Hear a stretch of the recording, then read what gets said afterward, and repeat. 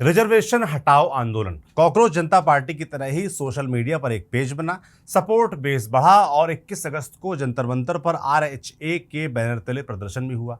Police ने बल प्रयोग कर प्रदर्शनकारियों को हटा भी दिया, मगर सोशल मीडिया से लेकर सड़क तक इसकी चर्चा जारी है। मगर कई सवाल भी हैं जो पूछे जा रहे थे कि आखिर इस आंदोलन की मांगे क्या हैं। आंदोलन रिजर्वेशन हटवाने की मांग कर रहा है या रिफॉर्म्स की? लीडरशिप किसके हाथ में है? तो ऐसे ही कुछ सवालों के जवाब अब मिलने लगे हैं। सबसे बड़ा चेंज तो उस इंस्टा पेज के नाम में ही हो गया है। पेज का नाम रिजर्वेशन हटाओ आंदोलन की जगह रिजर्वेशन रिफॉर्म आंदोलन कर दिया गया है। आज 8 मांगों की एक लिस्ट भी जारी की गई है। तो क्या है ये मांगे, क्या प्लान है, सब आपको बताएंगे इस वीडियो में। नमस्ते, मेरा नाम सौरभ त्रिपाठी है, आप न्यूज पिंच देख रहे हैं। सबसे पहले इस आंदोलन की शुरुआत की कहानी समझ लेते हैं। 22 जुलाई 2026 जंतर मंतर पर जिस समय नीट पेपर लीक के खिलाफ छात्रों का आंदोलन चल रहा था, ठीक उसी समय कॉकरोच जनता पार्टी की तर्ज पर एक नया पेज इंस्टाग्राम पर नमूदार होता है, रिजर्वेशन हटाओ आंदोलन, शॉर्ट में आरएचए। पेज पर मेरिट के पक्ष में और रिजर्वेशन के खिलाफ पोस्ट डाली जा रही थी। 25 जुलाई को शिक्षा मंत्री धर्मेंद्र प्रधान के इस्तीफे के बाद इस पेज ने तेजी से लोगों का ध्यान अपनी तरफ खींचना शुरू किया। 28 जुलाई तक आरएचए के पेज पर 50 लाख से ज्यादा फॉलोअर हो चुके थे। 21 अगस्त को आरएचए की तरफ से पहली बार प्रदर्शन का कॉल दिया गया था, लेकिन प्रदर्शन की जगह को लेकर असमंजस की स्थिति बनी रही। आरएचए और इस आंदोलन से जुड़े दूसरे सोशल मीडिया हैंडल्स ने जंतर मंतर पर प्रदर्शन का कॉल दिया था। इसके लिए आरएचए की तरफ से दिल्ली पुलिस से इजाजत के लिए अर्जी भी लगाई जा चुकी थी, लेकिन 20 अगस्त को दिल्ली पुलिस ने जंतर मंतर पर प्रदर्शन की परमिशन देने से इनकार कर दिया। इसकी जगह रामलीला मैदान में प्रदर्शन करने के निर्देश दिए गए। उसमें भी दिल्ली पुलिस की तरफ से कई किस्म की शर्तें लाद दी गई, जैसे 500 से ज्यादा लोग नहीं जुटेंगे, कोई रैली या जुलूस नहीं निकाला जाएगा, शाम 4 बजे के बाद प्रदर्शन नहीं होगा। दूसरी तरफ जंतर मंतर पर भारतीय न्याय संहिता की धारा 163 लगा दी गई, मतलब 5 से ज्यादा लोगों के जुटान पर कानूनी निषेध लग गया। दूसरी तरफ प्रदर्शनकारी जंतर मंतर पर प्रदर्शन करने के लिए अड़े रहे। 21 अगस्त को जंतर मंतर पर प्रदर्शन हुआ भी, लेकिन शाम होते होते पुलिस ने प्रदर्शनकारियों पर दबाव बनाना शुरू किया। प्रदर्शनकारी जंतर मंतर को खाली करने के लिए तैयार नहीं थे। ऐसे में पुलिस की तरफ से प्रदर्शनकारियों के खिलाफ बल प्रयोग किया गया, लाठियां भांजी गई, 50 लोगों को हिरासत में भी लिया गया। पुलिस की तरफ से की गई इस कार्रवाई के खिलाफ अगले दिन कनॉट प्लेस में फिर से कई प्रदर्शनकारी जुटे, विरोध जताया। इसी बीच 20 प्रदर्शनकारियों को हिरासत में भी पुलिस की तरफ से लिया गया।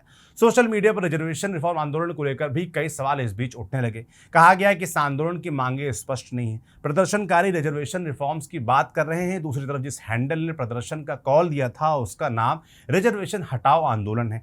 लेकिन बात रिजर्वेशन रिफॉर्म की हो रही है, तो ये आंदोलन आरक्षण के खिलाफ है या फिर आरक्षण में सुधार की मांग कर रहा है। दूसरा, आर्थिक आधार पर आरक्षण की मांग रखी जा रही है, लेकिन देश में पहले से आर्थिक आधार पर आरक्षण है, तो इस मांग को किस तरीके से लिया जाना चाहिए। कुल मिलाकर 21 अगस्त तक रिजर्वेशन रिफॉर्म आंदोलन की मांगों को लेकर कंफ्यूजन की स्थिति बनी हुई थी। दिल्ली के जंतर मंतर पर पुलिस के लाठीचार्ज के अगले ही दिन आंदोलन की लीडरशिप में गुटबाजी भी देखने को मिली।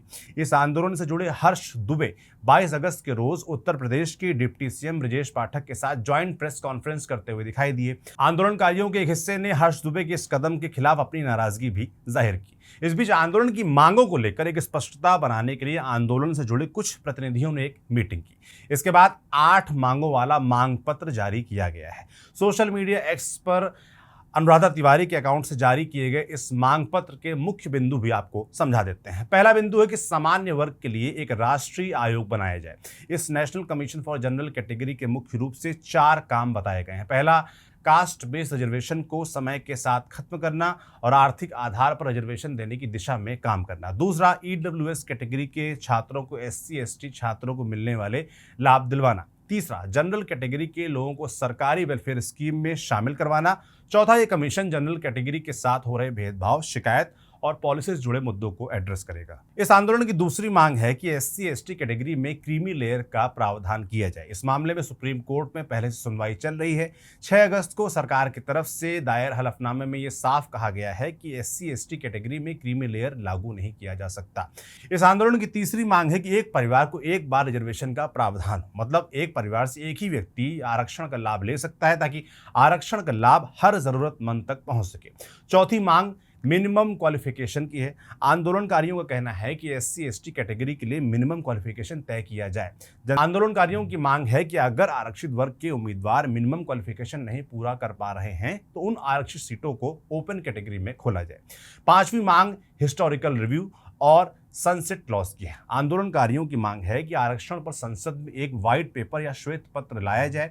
इसमें पिछले 80 साल में आरक्षण से हुए लाभ की समीक्षा की जाए। इसके साथ ही इसमें सनसेट क्लॉज बनाया जाए, मतलब आरक्षण को खत्म करने की एक समय सीमा तय की जाए। छठी मांग प्राइवेट सेक्टर में रिजर्वेशन को लेकर है। आंदोलनकारियों की मांग है कि निजी सेक्टर में आरक्षण की व्यवस्था पर कोई चर्चा नहीं होनी चाहिए। सातवीं मांग यूजीसी इक्वलिटी गाइडलाइन को लेकर है। यूजीसी की तरफ से जारी गाइडलाइंस को लेकर पहले से ही सवर्ण तबके में असंतोष है, दिख भी रहा है। फिलहाल यूजीसी गाइडलाइन का मामला सुप्रीम कोर्ट में लंबित है। सुप्रीम कोर्ट ने सरकार को इस मामले पर पुनर्विचार करने के लिए कहा है। आठवीं और अंतिम मांग SC/ST prevention of atrocities act के गलत इस्तेमाल पर है। आंदोलनकारियों की मांग है कि SC/ST एक्ट में मुकदमा दर्ज करने से पहले प्रिलिमिनरी इंक्वायरी की व्यवस्था होनी चाहिए। दूसरा, नॉन सीरियस ऑफेंस में जमानत की व्यवस्था हो, साथ ही इसकी फर्जी शिकायतों के खिलाफ सेफ गार्ड दिया जाए। हालांकि अनुराधा तिवारी ने इस मांग पत्र के साथ ये भी लिखा है कि ये शुरुआती मांगे हैं, जल्दी और विस्तृत मांग पत्र जारी किया जाएगा। तो ये तो हो गई मांगी। यहाँ ये भी समझना जरूरी है कि ये पहली बार नहीं है कि भारत में आरक्षण के खिलाफ आंदोलन हो रहा है। 1981 और 1985 में गुजरात में भी ऐसे आंदोलन हुए हैं। उस दौर में तत्कालीन मुख्यमंत्री माधव सिंह सोलंकी ने मेडिकल PG में SC/ST आरक्षण लागू किया था। इसके खिलाफ आंदोलन हुआ, जो जल्द ही जातीय हिंसा में बदल गया। 1985 में गुजरात के मुख्यमंत्री माधव सिंह सोलंकी ने बख्शी आयोग की सिफारिशों के अनुसार पिछड़े वर्ग के लिए आरक्षण की घोषणा की। इसके बाद भी फिर से आंदोलन बढ़ गया था। 1990 में विश्वनाथ प्रताप सिंह की सरकार ने देश में OBC आरक्षण लागू किया। उस समय बड़े पैमाने पर इसके खिलाफ प्रदर्शन हुए। दिल्ली यूनिवर्सिटी के एक छात्र राजीव गोस्वामी ने आत्मदाह कर लिया। इसके बाद प्रदर्शन और बढ़ गया था। 2006 में तत्कालीन मानव संसाधन मंत्री अर्जुन सिंह ने उच्च शिक्षा में OBC आरक्षण लागू करने का ऐलान किया। इसके खिलाफ IIT, एम्स सहित देश के कई प्रतिष्ठित संस्थानों में आरक्षण के खिलाफ आंदोलन हुए। आरक्षण पर देश में दशकों से बहस होती आ रही है, लेकिन आरक्षण के खिलाफ स्टैंड लेने के अपने राजनीतिक जोखिम भी हैं। देश की कोई भी पॉलिटिकल पार्टी आज के समय में आरक्षण के खिलाफ स्टैंड लेने का जोखिम नहीं उठाना चाहती है। ये साफ तौर पर बयानों में दिखता भी। यही वजह है कि आरक्षण के खिलाफ हुए पिछले सभी प्रदर्शन बेनतीजा रहे हैं। अब रिजर्वेशन रिफॉर्म आंदोलन में आरक्षण के रिव्यू की मांग हो रही है। क्या केंद्र की नरेंद्र मोदी सरकार इस मांग को गंभीरता से लेगी? इस पर क्या संवाद का रास्ता खोलेगी? ये आने वाले वक्त में ही पता चलेगा। हम भी नजर बनाए रखेंगे। बाकी आपकी इस पूरे मुद्दे पर क्या राय है, हमें कमेंट बॉक्स में लिखकर जरूर बताएं। आप इस आंदोलन के बारे में क्या सोचते हैं, वो भी बताएं। आपके लिए खबर लिखी थी हमारे साथी विनय सुल्तान ने। मेरा नाम सौरभ त्रिपाठी है। कैमरे के पीछे सुधांशु। देखते रहिए न्यूज़ पिंच। शुक्रिया।